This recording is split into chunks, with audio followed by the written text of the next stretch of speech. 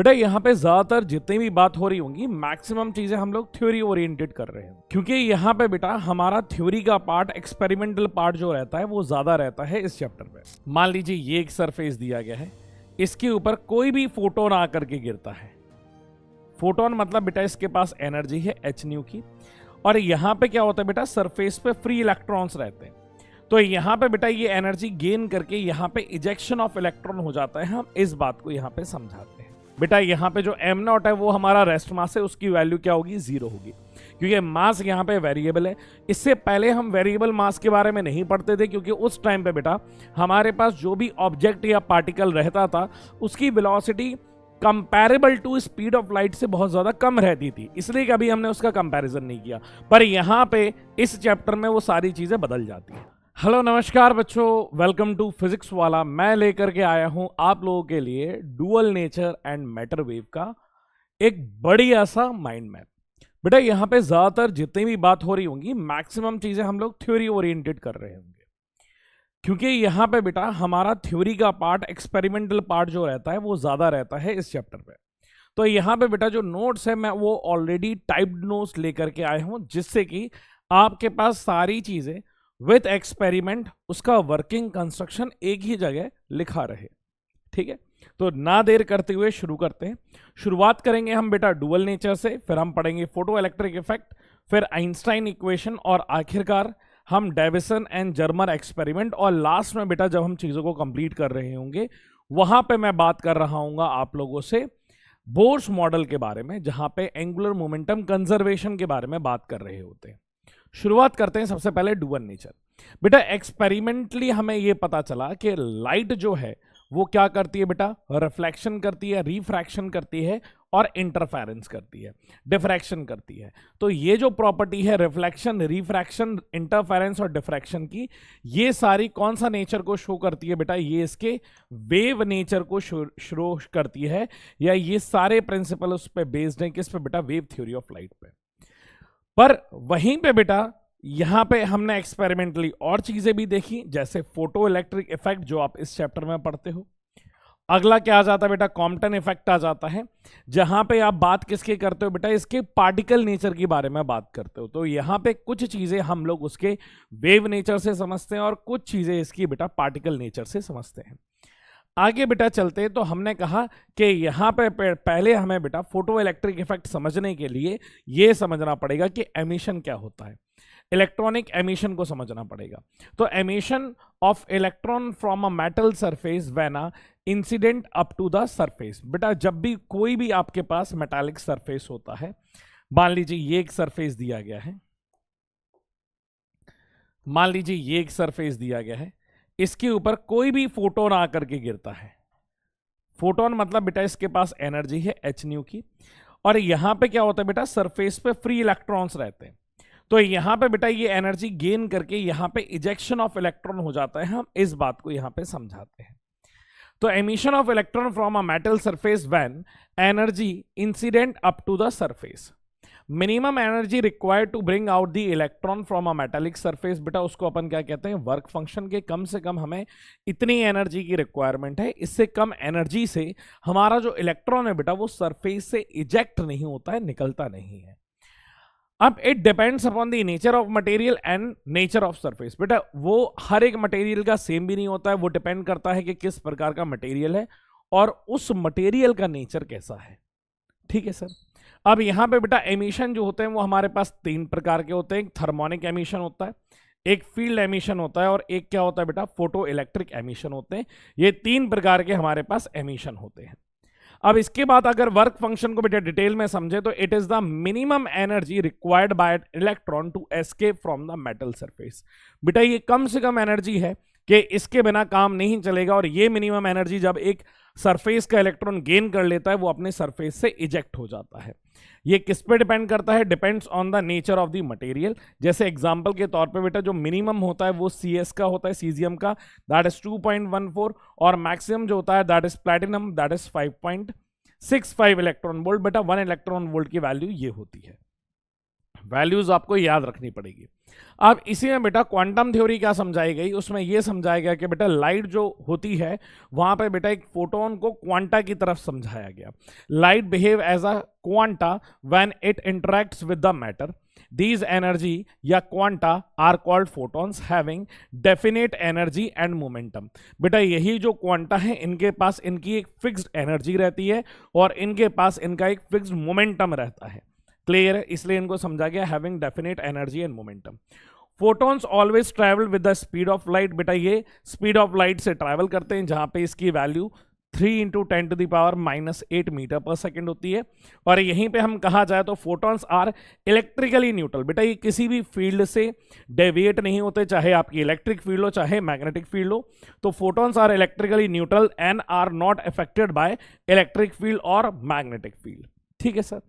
अब यहीं पे बेटा एनर्जी ऑफ फोटोन की बात करी जाए तो बेटा हमने क्या बोला कि हमारे पास जो सन से बेटा जो एनर्जी आ रही है, जिसको हमने क्वांटम बोला, वो किसकी तरह काम करता है बेटा, फोटोन की तरह काम करता है, जो एनर्जी ऑफ पैकेट है।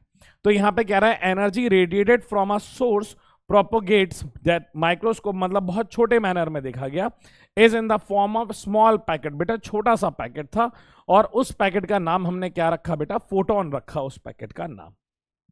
ये सबसे पहले उसके नाम बोला।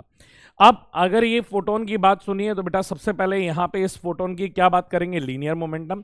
तो फोटोन का लीनियर मोमेंटम P बेटा E/c होता है। E बेटा एनर्जी है जो h न्यू के बराबर होती है अपॉन c, जहां पे बेटा न्यू है फ्रीक्वेंसी। तो बेटा V/c फ्रीक्वेंसी अपॉन स्पीड को हम क्या बोलते हैं, लैम्डा, जो कि वेवलेंथ को रिप्रेजेंट करता है।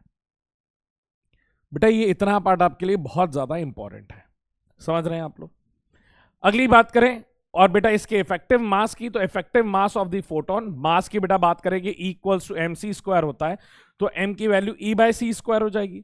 एनर्जी अभी आपने लिखा बेटा जिसकी वैल्यू hc/λ होती है, बेटा c से c कट जाएगा तो ये वैल्यू hc/λ आ जाएगी।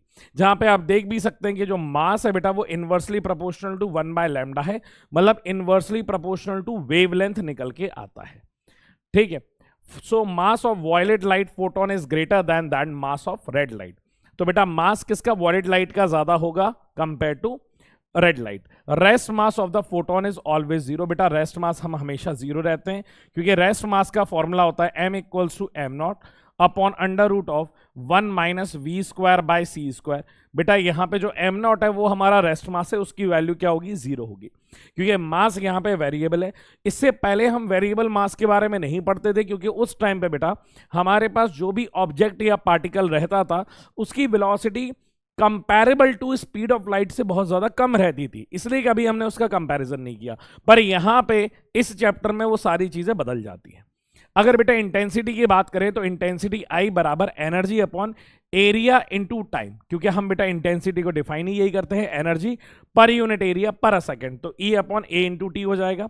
और बेटा एनर्जी अपॉन टाइम को अपन क्या कह सकते हैं, पावर कह सकते हैं, तो ये फॉर्मूला क्या बन जाएगा बेटा, P/A बन जाएगा।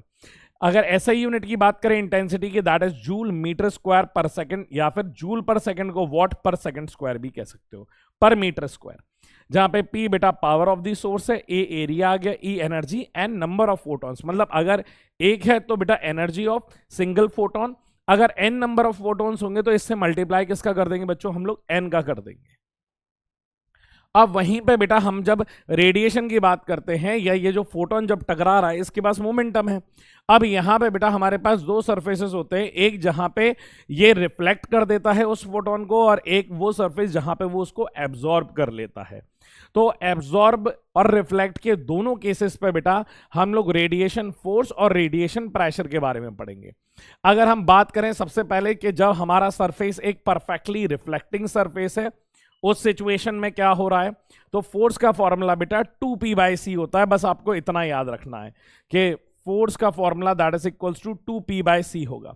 और वहीं पे अगर आप रेडिएशन प्रेशर का फॉर्मूला देखोगे तो radiation pressure I equals to कितना हो जाएगा, प्रेशर का जो फॉर्मूला आ जाएगा that is equals to 2I/c के बराबर। आपको बस ये वाली चीज बेटा अच्छे से याद रखनी है।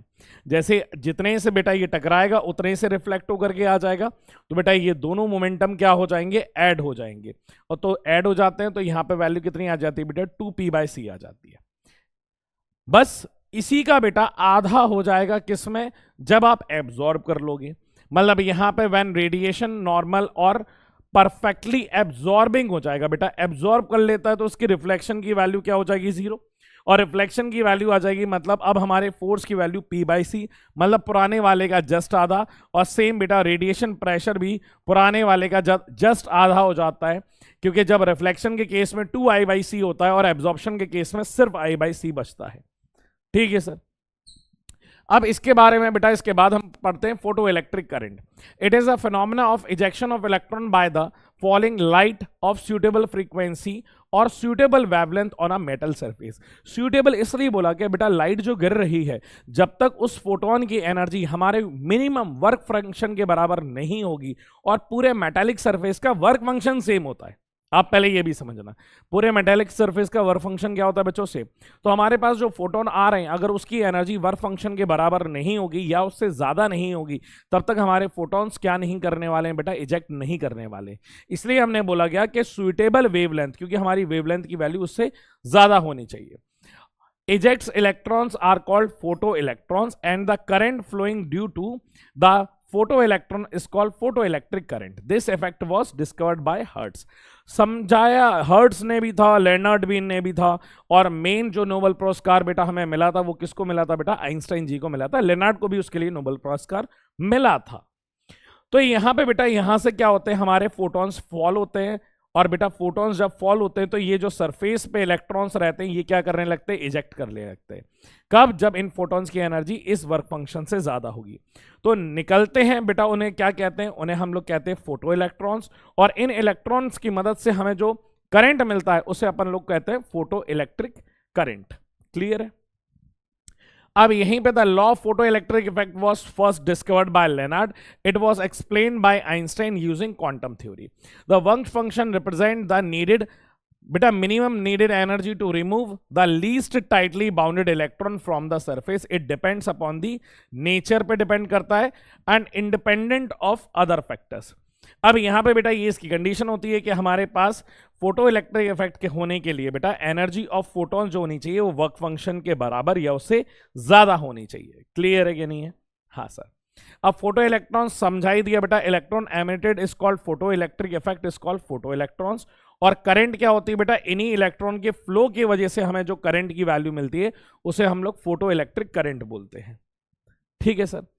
वर्क फंक्शन क्या होता है बेटा, ये हम अपन पहले ही बात कर चुके हैं। The minimum energy required to make an electron free from the metallic surface work, it consist of a metal denoted by phi और W. It is the minimum energy किसकी है बेटा, सीजियम, और मैक्सिमम किसकी थी बेटा, प्लैटिनम की थी। सैचुरेशन करंट के बारे में समझाता हूं बेटा आपको एक डायग्राम से। जैसे फॉर एग्जांपल आप यहां पे एक डायग्राम देखिए, तो ये लाइन किसकी है बेटा, कैथोड की, ये किसकी है, एनोड की। हमारे पास जो इलेक्ट्रॉन होता है बेटा या जो फोटॉन्स होते हैं एच न्यू जिनकी एनर्जी है, वो कहां से आते हैं बेटा, वो यहां पे एक हम लोग विंडो लगा देते हैं जिससे ये टकराते हैं इस प्लेट से। इस प्लेट से जैसे ही टकराते हैं बेटा तो यहां पे जो फ्री इलेक्ट्रॉन्स रहते हैं वो इजेक्ट कर जाते हैं, और यहां पे जब फ्री इलेक्ट्रॉन्स इजेक्ट कर जाते हैं तो ये पॉजिटिव प्लेट बेटा इन नेगेटिव इलेक्ट्रॉन्स को अट्रैक्ट करती है और इनका क्या होने लगता है बेटा, इस डायरेक्शन में मोशन होने लगता है, और इसी तरीके से ये सर्किट क्या हो जाता है बेटा, कंप्लीट हो जाता है। जब हम सारे के सारे फ्री इलेक्ट्रॉन्स या जितने फोटॉन्स हमें भेजने थे उतने फोटॉन्स हम भेज देते हैं और हमारी वैल्यू फ्री इलेक्ट्रॉन्स के बराबर हो जाती है, उसके बाद बेटा यहां से इलेक्ट्रॉन्स निकलना बंद कर जाते हैं। ठीक है सर। तो उस टाइम पे जितने इलेक्ट्रॉन निकले बेटा, सारे के सारे इलेक्ट्रॉन अगर यहां पहुंच जाएंगे तो उस करंट को हम क्या कहते हैं बेटा, सैचुरेशन करंट कहते हैं। मतलब जितने भी फ्री इलेक्ट्रॉन्स थे वो सारे के सारे पहुंच गए। सारे के सारे कैसे पहुंचेंगे बेटा, कुछ की एनर्जी इतनी ज्यादा नहीं होती कि यहां से यहां पहुंच सके, तो वो नीचे ही गिर जाते हैं। हम ये वेरिएबल पोटेंशियल की मदद से बेटा इसका पोटेंशियल, इसकी पॉजिटिविटी को क्या करते जाते हैं, इंक्रीज करते जाते हैं। जैसे जैसे इंक्रीज करते जाएंगे तो बेटा सारे के सारे इलेक्ट्रॉन यहां से निकल के यहां पहुंचते जाएंगे। जब सारे के सारे पहुंच जाएंगे और अब और इलेक्ट्रॉन नहीं बचेंगे पहुंचने के लिए, तो उस करंट को हम लोग सैचुरेशन करंट बोलते हैं। क्लियर है? यहां पे हम पढ़ भी सकते हैं बेटा इसको। When all photons and electrons emanated from the by the cathode reaches the anode, the current flowing in the circuit at that instant is known as saturation current। उसको हम क्या बोलते हैं बेटा, सैचुरेशन करंट बोलते हैं। This is the maximum value of current. बेटा इससे ज्यादा वैल्यू करंट की नहीं हो सकती है, ये क्या होती है, मैक्सिमम वैल्यू ऑफ करंट होती है। ठीक है सर। स्टॉपिंग पोटेंशियल, अब बेटा होता क्या है स्टॉपिंग पोटेंशियल को वो भी देख लो। अब जब हमें ये करंट मिल जाता है, कहां गया डायग्राम, हाँ, जब बेटा हमें ये करंट की वैल्यू मिल जाती है तो ऐसा टाइम आ चुका होता है जब सारे के सारे इलेक्ट्रॉन्स यहां से निकल करके इस प्लेट पे आ रहे हैं। तो अब हम क्या करते हैं, इस प्लेट का पोटेंशियल क्या कर देते हैं, जीरो। मतलब यहां पे जितना पॉजिटिव पोटेंशियल था वो आपने कर दिया जीरो। तो जिन बेचारों के पास एनर्जी नहीं थी वो क्या होते हैं बेटा, यहीं पे खत्म हो जाते हैं, वो आगे तक नहीं पहुंच पाते हैं। पर अभी भी कुछ ऐसे इलेक्ट्रॉन्स होते हैं जिनके पास काइनेटिक एनर्जी बहुत ज्यादा हाई होती है, जो जिनको इसके पॉजिटिव होने की जरूरत नहीं थी, इसके पास ऑलरेडी इतनी काइनेटिक एनर्जी है कि वो यहां से यहां पहुंच जाए। तो यहां से यहां पहुंचने वाले बेटा करंट को हमें रोकना है, तो उसके लिए हमें इस पार्ट के पोटेंशियल को क्या करना पड़ता है, नेगेटिव करना पड़ता है, जिससे कि ये नेगेटिव और ये नेगेटिव क्या कर दे बेटा, इसको अपोज करके रिटार्ड करके कहीं यहीं पे गिरा दे। मतलब इस पॉइंट पे पहुंचने वाले इलेक्ट्रॉन की वैल्यू क्या हो जाए बेटा, जीरो। मतलब उस पॉइंट पे जहां पे करंट फ्लोइंग जीरो हो जाता है, उस पोटेंशियल को हम लोग क्या बोलते हैं बेटा, स्टॉपिंग पोटेंशियल बोला जाता है। तो यहां पे आ जाएगा बेटा हमारे पास अगली चीज, जहां पे minimum magnitude of the negative potential of an anode with respect to cathode for which the current is zero. Current की वैल्यू क्या हो जाती है बेटा, जीरो, उसको अपन क्या बोलते हैं, stopping potential. This is also known as, बेटा इसको एक और नाम से बोला जाता है जिसे हम लोग क्या बोलते हैं बेटा, कट ऑफ वोल्टेज भी बोलते हैं। This voltage is independent of intensity. बेटा इंटेंसिटी पे डिपेंड नहीं करेगा, इंटेंसिटी से बस क्या होता है, नंबर ऑफ इजेक्टेड इलेक्ट्रॉन्स की वैल्यूज बढ़ जाती है और कोई भी डिफरेंस नहीं आता। रिटार्डिंग पोटेंशियल भी कहा जाता है इसको, negative potential of anode with respect to cathode which is less than the stopping potential, उसको रिटार्डिंग पोटेंशियल भी कहा जाता है। और ये वाली चीज में बेटा यही चीज हो रही है जो मैं आपको समझा रहा था, आप पढ़ भी सकते हैं। Light of fixed frequency nu and intensity I incident on a emissive cathode plate keeping A as positive. बेटा ये नेगेटिव है, ये पॉजिटिव है, इलेक्ट्रॉन इस पे गिरेंगे, इजेक्ट होंगे और ये उसे रिसीव कर लेगा। It is found that first photo current increases when becomes maximum is called saturation current. Now we have to apply negative potential to the plate A with respect to C on increasing the gradual current decreasing and becomes zero at certain negative potential. किसी negative potential पे ये value क्या हो जाती है बेटा, zero हो जाती है, उसे अपन stopping potential भी कह रहे हैं। अब ये उसका बेटा आप डायग्राम देख सकते हो, आप देखो यहां से बेटा ये पोटेंशियल जब जीरो होता है ना, तब भी हमारे पास कुछ करंट होता है। जैसे हम पोटेंशियल को पॉजिटिव बढ़ाते जाते हैं, करंट बढ़ता है बढ़ता है बढ़ता है, एक टाइम पे हो जाता है पॉजिटिव। V0 पे फिर से आपके पास क्या है बेटा, करंट है। अब आपको क्या करना है, पोटेंशियल नेगेटिव लेकर के आना है, तो करंट की वैल्यू डिक्रीज होगी डिक्रीज होगी डिक्रीज होगी और फाइनली यहां क्या हो जाती है, जीरो। और इस पोटेंशियल को हम क्या बोलते हैं बेटा, stopping potential. The magnitude of the minimum negative potential at which it becomes zero is called stopping potential. ये समझा ही दिया था। At stopping potential, most energetic electrons are stopped. The meaning stopped means बेटा यहाँ पे kinetic energy क्या हो जाएगी, stop means potential measured maximum kinetic energy to the photocurrent Ke max की वैल्यू EV नॉट के बराबर होती है। मतलब स्टॉपिंग पोटेंशियल का मतलब यह है कि बेटा मैक्सिमम एनर्जी वाला जिसके पास हाईएस्ट काइनेटिक एनर्जी है वो इलेक्ट्रॉन तक उस डेस्टिनेशन तक नहीं पहुंच पाता है, उससे पहले ही खत्म हो जाता है, उसे अपन क्या कहते हैं बेटा, स्टॉपिंग पोटेंशियल।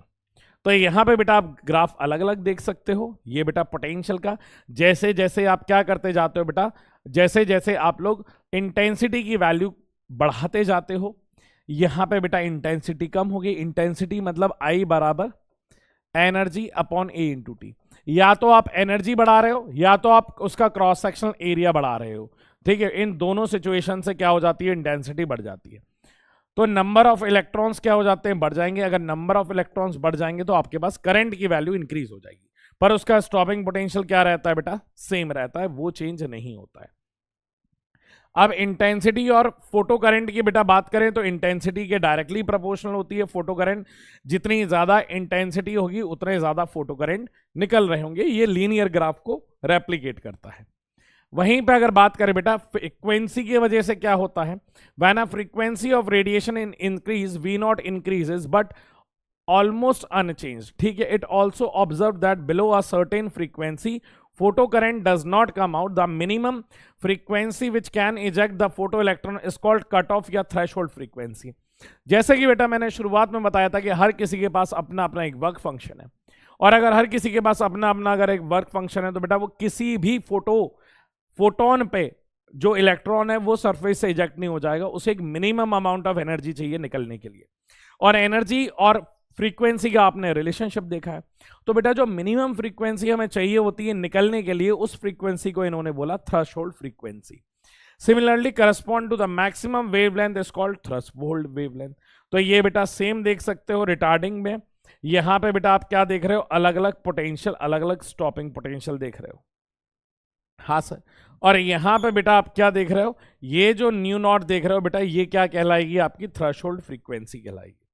और ये स्टॉपिंग पोटेंशियल और थ्रेशोल्ड फ्रीक्वेंसी का ग्राफ है, आप अच्छे से देख लीजिए। हाँ सर।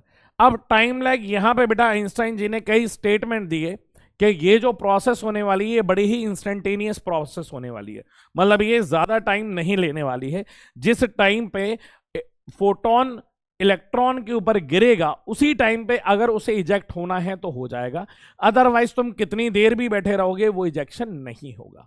तो यहां पे लिखा गया है there is no time lag between the incident radiation of emission of an electron, the photo emission is instantaneous, मतलब उसी टाइम पे ही हो जाएगा, there is no time difference.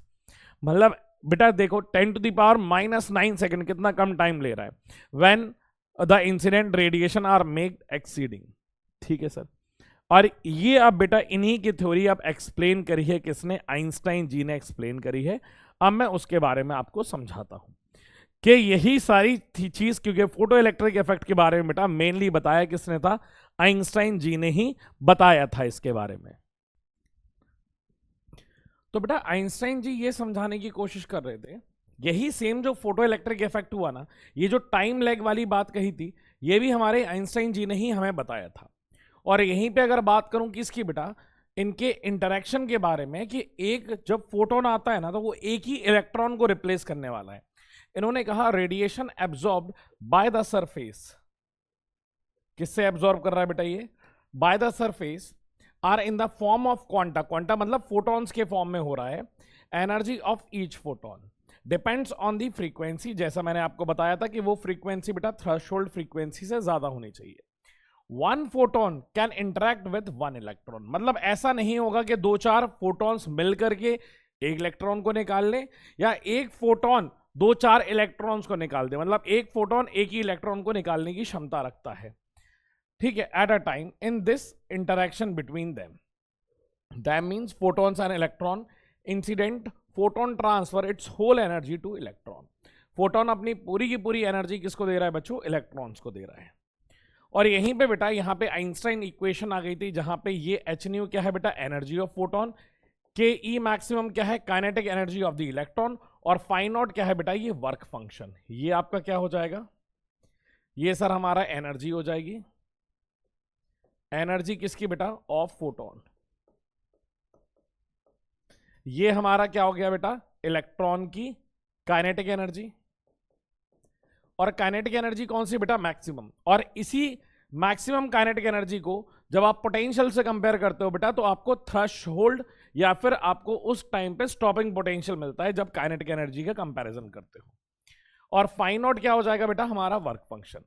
Kinetic energy के टर्म्स में भी लिख सकते हो, जहां पे kinetic energy maximum is equals to h nu minus phi naught हो सकता है। और इसी को क्या कहते हैं बेटा, Einstein equation of photo electric effect. ये के ई मैक्सिमम के टर्म्स में बेटा इसका क्या आ जाएगा फॉर्मूला, आपको इसको बेटा यहां पे बेटा स्टॉपिंग पोटेंशियल के टर्म्स में लिख दिया है, जहां पे e V naught is equals to h nu minus phi naught, ये स्टॉपिंग पोटेंशियल के टर्म्स में है। ये किसके टर्म्स में बेटा, ये काइनेटिक एनर्जी के टर्म्स में। कोई भी एक याद कर लोगे और उसके बेसिस पे बाकी आप निकाल सकते हो या लगा सकते हो। फोटो इलेक्ट्रिक करंट की बात की जाए तो बेटा फोटो इलेक्ट्रिक करंट मतलब कौन सा करंट है बेटा, जो फोटॉन्स के मूवमेंट के कारण हमें जो करंट मिलने वाला है, उसकी वैल्यू आई हो जाएगी, जो चार्ज अपॉन टाइम होता है, जिसकी वैल्यू बेटा क्यू को एन ई लिख सकते हो, जिसकी वैल्यू ये निकल के आने वाली है। अब यहीं पे बेटा इसी फोटो इलेक्ट्रिक इफेक्ट के बेसिस पे हम लोगों ने क्या बनाई, फोटो सेल बनाई, जो प्रैक्टिकल एप्लीकेशन है हमारा। इसकी वर्किंग और कंस्ट्रक्शन देख लो बेटा। A photo cells is a practical application of a phenomena of photo electric effect. It converts, किसको कन्वर्ट कर रही है बेटा, लाइट एनर्जी को कन्वर्ट करती है इलेक्ट्रिकल एनर्जी में। ठीक है सर। कंस्ट्रक्शन की बात की जाए तो बेटा पीछे मैं आपको दिखाता हूं कि ये इसका कंस्ट्रक्शन है। एक बेटा हमारी ग्लास ट्यूब होती है, एक सरफेस हमारा कैथोड का होता है और एक एनोड का होता है, और यहाँ पे पोटेंशियल है, और यहाँ पे बेटा इंटेंसिटी ऑफ लाइट फॉल कर रही होती है, और करंट मेजर करने पे यहाँ पे बेटा अपन ने अमीटर लगा रखा है, बहुत स्मॉल वैल्यू ऑफ करंट रहती है। When a light of frequency greater than the threshold frequency falls on cathode material, emitted photoelectrons are collected by the anode। बेटा यहाँ पे h न्यू फोटॉन्स गिर रहे हैं कैथोड के ऊपर। कैथोड से बेटा जितना इनका वर्क फंक्शन है उतने इलेक्ट्रॉन्स निकल करके कहाँ जा रहे हैं, एनोड के पास जा रहे हैं। And electric current starts flowing in an external circuit. The current increases as increase in intensity, क्योंकि जितनी ज्यादा इंटेंसिटी बढ़ाते जाएंगे बेटा उतने ज्यादा नंबर ऑफ फोटॉन्स निकलते जाएंगे, और जितने ज्यादा नंबर ऑफ फोटॉन्स निकलेंगे उतना ज्यादा हमारी करंट की वैल्यू इंक्रीज करेगी। The current would stop if the light does not fall, क्योंकि बेटा लाइट ही क्या कर रही है सर, हमारे इलेक्ट्रॉन्स को इजेक्ट कर रही है। अगर लाइट नहीं होगी तो इलेक्ट्रॉन्स का इजेक्शन नहीं होगा। कहाँ यूज करते हैं बेटा, टेलीविजन में यूज करते हैं, ऑटोमेटिक डोरबेल, बगरल मतलब चोर वगैरह आ जाए तो उसके अलार्म में यूज करते हैं बेटा, ऑटोमेटिक स्विचिंग के भी काम आता है ट्रैफिक लाइट्स में। अब ये बात हो जाती है हमारी फोटो इलेक्ट्रिक इफेक्ट की। अब इसके बाद जो पार्ट शुरू होता है बेटा, वो शुरू होता है किसका बेटा, matter wave and de Broglie. अब डी ब्रोगली बेटा लाइट के नेचर के बारे में और चीजें बातें समझाने वाले थे, और उन्होंने क्या कहा बेटा, सबसे पहले ये कहा कि लाइट जो है बेटा उसका कैसा नेचर है, डुअल नेचर है। कभी वो क्या करती है बेटा, एक पार्टिकल की तरह बिहेव करती है, और कभी वो एक वेव की तरह बिहेव करती है। That completely depends upon the situation. तो यहाँ पे sometime it's behave like a particle, जिसके एग्जाम्पल में बेटा ये बताया कि लाइट ट्रैवल करती है स्ट्रेट लाइन में, जो कि एक पार्टिकल की प्रॉपर्टी है, and interacts with the matter. Example क्या थे बेटा, फोटो इलेक्ट्रिक इफेक्ट था, कॉम्पटन इफेक्ट था, रेमन्स इफेक्ट था। इन सब में वो पार्टिकल की तरह बिहेव कर रही है। और वहीं पे अगर उसके वेव नेचर की बात की जाए तो इसके बेटा डिफ्रैक्शन, इंटरफेरेंस और पोलराइजेशन ऑफ लाइट समझाया गया। और यहाँ पे डी ब्रोगली कहते हैं, a moving particle of matter should display wave like property under suitable condition because nature's love symmetry and the two basic physical entities matter and energy must be symmetric characters. If radiation shows dual nature aspect, so matter also show dual nature. तो इन्होंने कहा कि बेटा जिस तरीके से particle के पास एक वेव लाइक नेचर है और उसी तरीके से वेव के पास एक पार्टिकल लाइक नेचर है, और यहां पे बात निकल के आती है किसकी बेटा, डुअल नेचर की। समझ में आ रहा है कि हमारी सारे के सारे मैटर भी जो होते हैं ना बेटा, पार्टिकल है, वो वेव लाइक नेचर भी शो करते हैं। बस बात इतनी है कि उनकी जो वेवलेंथ रहती है वो इतनी ज्यादा कम रहती है कि हम नेकेड आइज से हम देख नहीं सकते हैं उसको। ठीक है सर। अब यहीं पे बेटा जो डी ब्रोगली ने वेवलेंथ का फॉर्मूला दिया, that is lambda equals to h by p। p बेटा मोमेंटम है, दैट इज mv, और इसी को बेटा काइनेटिक एनर्जी के टर्म्स में √2m लिख सकते हैं।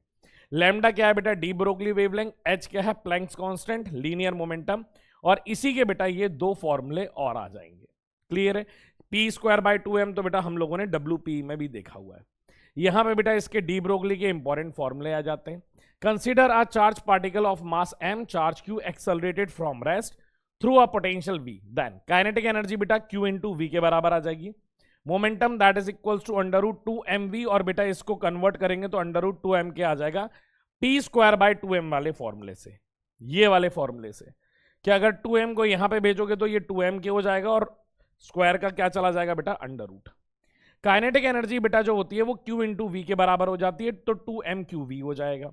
वेलोसिटी का फॉर्मूला बेटा यहां पे अपन वेलोसिटी के टर्म्स में भी निकाल सकते हैं, तो v इक्वल्स टू √2mq। बेटा ये जो v है ना, ये जो v देख रहे हो, ये v पोटेंशियल है, और ये v क्या है बेटा, वेलोसिटी है।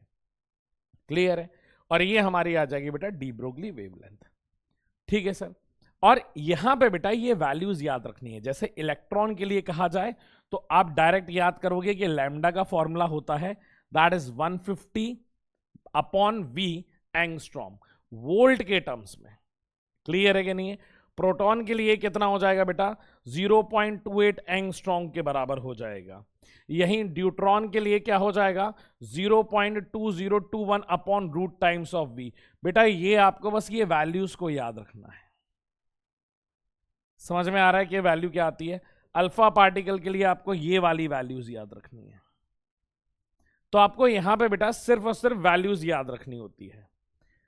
अब यहीं पे बेटा इसके बाद हमारा आ जाता है डेविसन एंड जर्मर एक्सपेरिमेंट। अब बात ये थी कि डी ब्रोगली जी ने सिर्फ इसका स्टेटमेंट दिया था, उनके पास कोई ठोस एविडेंस नहीं था, मतलब प्रूफ नहीं था उनके पास। ये बस बोल रहे थे, कोई इनकी बात पे कैसे विश्वास कर ले। तो उसका बेटा जो प्रैक्टिकल एक्सपेरिमेंट दिया था वो डेविसन एंड जर्मर ने दिया था। ठीक है sir. This experiment experimentally verified the concept of a matter wave. In this experiment, a sharp accelerated electron beam diffract by the nickel crystal experimental setup बेटा ये था। यहां पे बेटा हमने क्या लिया, लो टर्मिनल वोल्टेज लिया। ये बेटा टंगस्टन फिलामेंट था, क्योंकि टंगस्टन का बेटा जो वर्क फंक्शन है वो बहुत कम है। तो यहां से जैसे इसे हीट किया तो थर्मल इलेक्ट्रॉनिक इजेक्शन हो गया, तो उससे इलेक्ट्रॉन निकल गया। जैसे ही इलेक्ट्रॉन आगे की तरफ जा रहा है बेटा, ये जो था ये सिलेंडर लाइक होल्स थे बेटा, इस तरीके के इसके अंदर होल्स बने हुए थे, ऐसे होल्स बने हुए थे जिससे कि इलेक्ट्रॉन इनसे पास करे। और जब यहां से पास हो रहे थे बेटा, इसको अटैच किया था हाई टर्मिनल से, जिसकी इसकी काइनेटिक एनर्जी क्या हो जाए बेटा, इंक्रीज हो जाए। और ये जब निकल क्रिस्टल से बेटा टकराया, और यहां पे हमने क्या किया था बेटा, मूवेबल डिटेक्टर किया था। तो यहां पे हमने बेटा एंगल ऑफ डेविएशन निकाला कि किस एंगल पे हमें maximum number of electron deflected नजर आ रहे हैं। और यहां पे हमने पाया कि हमारे मैक्सिमम नंबर ऑफ इलेक्ट्रॉन जो डिफ्लेक्टेड थे वो कितने एंगल पे थे बेटा, 50 डिग्री पे थे। और अगर पोटेंशियल की वैल्यू देखी जाए तो वो कितनी थी बेटा, 54 वोल्ट थी। मतलब लेस देन 50 में बेटा ऐसा ग्राफ बन रहा था, 54 पे 54 एग्जैक्ट जब पोटेंशियल था बेटा, तो हमारे पास क्या आया था, मैक्सिमम आया था। और ग्रेटर देन 54 पे भी क्या हो गया था बेटा, कम हो गया था। मतलब इस डेविएशन एंगल पे, इस पोटेंशियल पे हमारे पास इजेक्टेड इलेक्ट्रॉन जो मिल रहे थे वो सबसे ज्यादा थे। और जब हमने ये सेम कंडीशन वेवलेंथ के लिए निकाली ना, तो ये सेम कंडीशन वहां पे भी प्रूफ हो रही थी।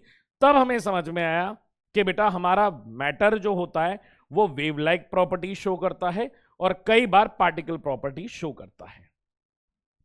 इसी की मदद से बेटा उन्होंने सिर्फ एक जगह ये एक्सपेरिमेंटली समझा तो दिया था, फिर यहाँ पे बोर्स मॉडल जो हम लोगों ने एटॉमिक स्ट्रक्चर में पढ़ा हुआ है, और वहां पे एक बहुत इंपॉर्टेंट बात कही गई थी कि हमारा एंगुलर मोमेंटम कंजर्वेशन जो होता है that is equals to NH/2π के बराबर होता है। सेम बात यहाँ पे भी उन्होंने कही गई वेव लाइक नेचर पे। हमें ये लगता था कि ये जो इलेक्ट्रॉन्स बेटा इसके अबाउट घूम रहे हैं वो एक सर्कुलर ऑर्बिट में घूम रहे हैं, पर ऐसा गलत था। एक्चुअली उनका जो पाथ था बेटा, वो जो पाथ था वो वेव लाइक नेचर का पाथ था। इलेक्ट्रॉन्स कुछ इस तरीके से बेटा घूम रहे थे। समझ में आ रहा है? तो यहां पे हम लिख सकते हैं, according to de Broglie electron revolves around the nucleus in the form of stationary wave. ठीक है, wave packet in a similar fashion, stationary wave are in a vibrationing string, electron revolves in the circular orbit whose circumference, बेटा इनकी जो circumference रहती है वो किसके बराबर होती है, इंटीग्रल मल्टीपल होती है। तो सरकमफ्रेंस का फॉर्मूला 2πr किसके बराबर हो जाएगी बेटा, NH/2π। तो 2πr n लैम्डा के बराबर हो जाएगी, जहां पे lambda according to de Broglie क्या होता है बेटा, H/mv होता है। तो दोनों को बेटा ये लैम्डा की वैल्यू अगर मैं यहां पे पुट कर दूं तो ये आ जाएगा बेटा mvr, बेटा 2 को नीचे भेज दिया, हाँ सर, और m को कहां भेज दिया, सामने। तो mvr is equals to NH/2π, और यही क्या होता है बेटा, एंगुलर मोमेंटम होता है। तो ये सेम एंगुलर मोमेंटम की कंडीशन हमें कहां से मिल जाती है बेटा, डी ब्रोगली वेवलेंथ से भी मिल जाती है। This is bore quantization condition. Clear है? तो यहां तक थी बेटा कहानी। यहां से थ्योरेटिकल पार्ट आपका ज्यादा आता है, और मैं यही चाहूंगा बेटा ये जो पार्ट है ये सिर्फ नोट्स के लिए और क्विक रिवीजन के लिए है।